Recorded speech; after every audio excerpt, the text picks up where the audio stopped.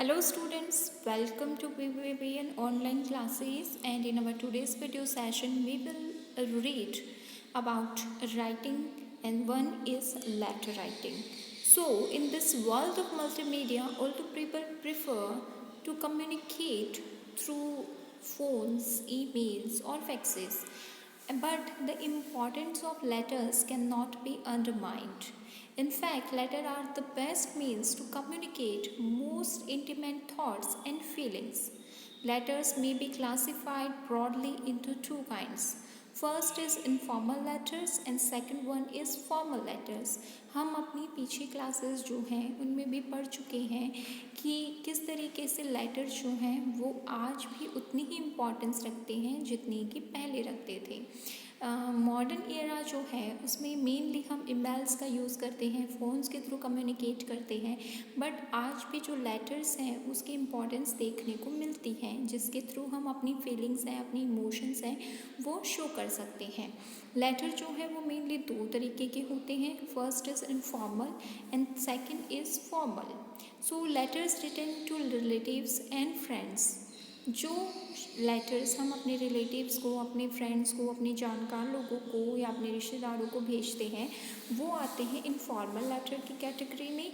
And applications हैं, letter to the editor है, to business houses हैं, फर्म्स हैं, अथॉरिटीज़ हैं, गवर्नमेंट हैं, इन सब को लिखने के लिए हम फॉर्मल लेटर जो है उसका यूज़ करते हैं। तो कुछ चीज़ें हैं जो कि हमें लेटर राइटिंग से पहले पता होनी चाहिए। फॉर राइटिंग पर्सनल और इनफॉर्मल लेटर, तो पर्सनल और इनफॉर्मल लेटर जो है उसके लिए use an informal tone. Tone मतलब जब भी आप वर्ड्स यूज़ करें तो वो फॉर्मल ना हो। The second one is use natural style of writing. It means जिस तरीके से आप उनसे बात करते हैं उसी वे में आप अपनी चीज़ें जो है राइटिंग में भी लिखें। The third one is your language should be simple, easy and clear. जिस भी इंसान को आप ये इनफॉर्मल लेटर लिख रहे हैं उसको शब्द जो हैं वो समझने में आसानी हो, इसलिए सिंपल वर्ड्स का वोकैब का यूज़ करें। And the follow the correct format, और जो करेक्ट फॉर्मेट है उसमें लिखा जाए। फॉर्मेट की बात हम करेंगे आगे। और फॉर्मल लेटर राइटिंग के टाइम पे हमें कौन कौन सी चीज़ों का ध्यान रखना चाहिए?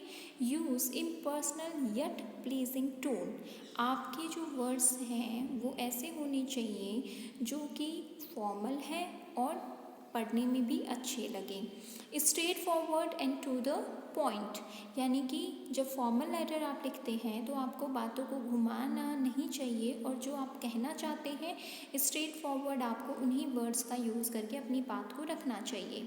Avoid using intimate greetings. Intimate greeting मतलब डियर कह देते हैं आप, लविंगली कह देते हैं आप, तो इन वर्ड्स का यूज़ फॉर्मल लेटर में नहीं होना चाहिए। बी पोलाइट एंड फॉर्मल होना चाहिए आपका लेटर। एक्सप्लेन योर पॉइंट और इशू विथ कंक्रीट डिटेल्स, यानी कि जो भी आपका पॉइंट है उसको, हर एक डिटेल को आपको क्लियरली लिखना चाहिए। In case of a letter to the editor, don't request the editor to help you to solve the problem. अगर मान लीजिए आप किसी मैगज़ीन के एडिटर को या फिर आप जो हैं किसी पेपर के एडिटर को लेटर लिख रहे हैं तो उन्हें ये मत कहिए कि आप मेरी प्रॉब्लम सॉल्व कर दें। वो आपकी प्रॉब्लम को आगे जो है एक मुद्दा बनाकर, एक पॉइंट बनाकर गवर्नमेंट के सामने रख सकते हैं, लेकिन उस प्रॉब्लम को सॉल्व नहीं कर सकते। तो ये चीज़ें हमें एडिटोरियल के टाइम पे अवॉइड करनी चाहिए। He can only have your views publish to generate public awareness. वो केवल आपके व्यूज़ जितने भी हैं उनको क्या कर सकता है, प्रिंट कर सकता है, लेकिन उसकी प्रॉब्लम को सॉल्व नहीं कर सकता। यूज़ पे प्रॉपर लेआउट और फॉर्मेट, और जब भी आप फॉर्मल लेटर लिखें तो आपको क्या करना चाहिए, आपको जो है एक फॉर्मेट होता है लेटर लिखने का वो फॉलो करना चाहिए। देन बात करते हैं basic framework of a letter. Basic क्या चीज़ें हैं जो कि फॉर्मल और इनफॉर्मल दोनों में यूज़ की जाती हैं। सो सेंडर्स एड्रेस, तो जब भी आप आप फॉर्मल लेटर लिखें या इनफॉर्मल लेटर लिखें, दोनों में ही हमें क्या करना पड़ता है, एड्रेस देना पड़ता है भेजने वाले का। सो फॉर्मल जब सेंडर एड्रेस की बात करते हैं तो इसमें क्या क्या चीज़ें आती है, house number, flat number, shop number, आपकी बिल्डिंग का नाम, कॉलोनी का नाम, अगर आप सेक्टर में रहते हैं तो उसका नाम, आपके टाउन का नाम, आपकी सिटी का नाम। एंड सेंडर लेटर जो है वो हमेशा लेफ़्ट कॉर्नर में सबसे ऊपर लिखा जाता है, जो कि हम देखेंगे जब हम फॉर्मेट डिस्कस करेंगे उस टाइम पे। सेकंड बात आती है डेट की। तो डेट लिखने का जो है बिलो द सेंडर्स एड्रेस, जब भी आप सेंडर एड्रेस लिखते हैं उसके नीचे आपको डेट लिखनी होती है। The date should be written like, और ये दो टाइप्स दे रखे हैं, इस वे में आप डेट को लिख सकते हैं। देन रिसिपेंट्स एड्रेस, यानी कि to be written in formal letter only, जब भी आप फॉर्मल लेटर लिखते हैं उसी में रिसिपेंट एड्रेस लिखा जाता है, यानी कि जिसको मिलने वाला है उसका एड्रेस।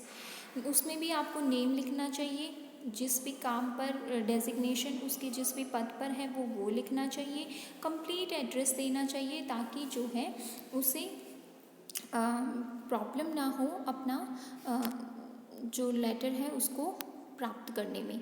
देन बात करते हैं सब्जेक्ट लाइन। सब्जेक्ट लाइन का मतलब है to be written in formal letters only, यानी कि जब आपको वो इतना लेटर ना पढ़ना पड़े और आप एक लाइन में अपनी बात, अपना मुद्दा रख दे, उसे कहते हैं हम सब्जेक्ट लाइन, जो कि फॉर्मल लेटर्स में मेनली यूज़ होती है।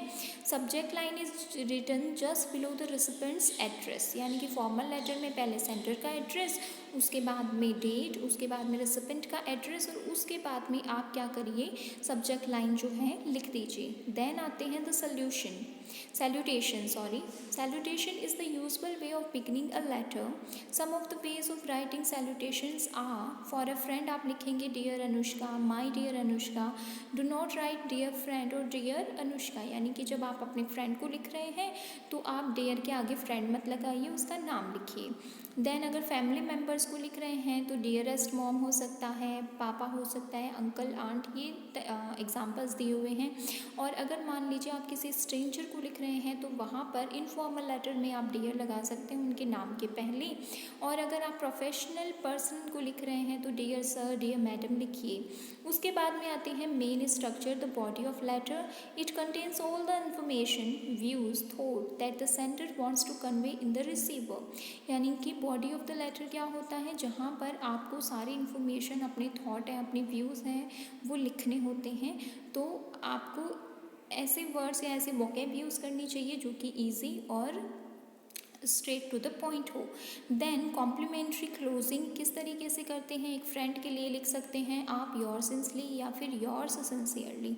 फैमिली के लिए लिखिए योर्स अफेक्शनेटली। अथॉरिटीज़ हैं तो योर्स फेथफुली या फिर योर ट्रूली। स्ट्रेंजर्स के लिए योर्स ट्रूली, और अगर प्रिंसिपल या फिर टीचर्स को लिख रहे हैं तो yours obediently. So these are the main basic frameworks of a letter you can say. Then अगर हम बात करें स्ट्रक्चर की, तो स्ट्रक्चर में देखिए ये है एक इनफॉर्मल लेटर जो आप अपनी फ्रेंड को लिख रहे हैं। सबसे पहले यहाँ पर लिखा है सेंडर एड्रेस, उसके नीचे डेट, और फिर यहाँ पर सीधा salutation, then body of the letter, and then जो क्लोजिंग होती है वो, और जिस भी को भी लिख रहे हैं उसका नाम। यानी कि हमें क्या क्या चीज़ें लर्न करनी है इनफॉर्मल लेटर के उसमें फॉर्मेट में। पहले हमें सेंडर का एड्रेस लिखना है, फिर डेट, उसके बाद में जो सैल्यूटेशन है, डियर वगैरह जो हमने अभी पढ़ी, उसके बाद में आप जो है लेटर लिखना शुरू कर दीजिए और फिर क्लोजिंग कर दीजिए। और जब हम बात करते हैं फॉर्मल लेटर की, तो पहले सेंडर्स एड्रेस लिखिए, फिर डेट, उसके बाद में जिसको आप भेज रहे हैं यानी कि जो रिसीवर होगा आपके लेटर का, उसका एड्रेस लिखिए पूरा। उसके बाद में सब्जेक्ट लिखिए, यानी कि आप किस मुद्दे पर, किस पॉइंट पर, किस सब्जेक्ट पर लिख रहे हैं वो एक लाइन में। उसके बाद में सैल्यूटेशन, सर मैडम जो भी हैं वो। उसके बाद में बॉडी ऑफ द लेटर, उसके बाद में थैंक यू।